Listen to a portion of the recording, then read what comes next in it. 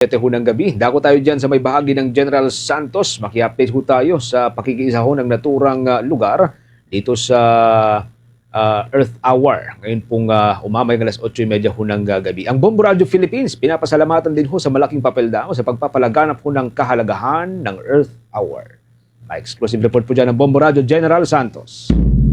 Inihayag ni Alan Marcilla, Department Head ng City Environment and Natural Resources Office dito sa lungsod ng General Santos, na patuloy ang mga aktibidad sa pangangalaga ng kalikasan at hindi lamang ito isinasagawa tuwing Earth Hour. Sinabi rin nito na napapanahon ang selebrasyon ng Earth Hour nitong taon, lalo pat nakakaranas ng krisis sa enerhiya at mahal na presyo ng produktong petrolyo ang bansa. Ayon sa naturang opisyal, kahit isang oras lamang ng pagpatay ng ilaw ay malaking maitutulong sa pagbawas ng bayarin sa kuryente ng bawat pamilya.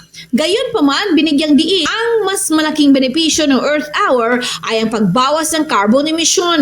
Batay sa mga pag-aaral, umaabot sa 30 hanggang 40% ng carbon emission ay nagmumula sa paggamit ng elektrisidad. Sa pamamagitan ng pagbawas ng konsumo nito, nababawasan din ang carbon na nailalabas sa atmosphere na malaking tulong sa laban kontra climate change.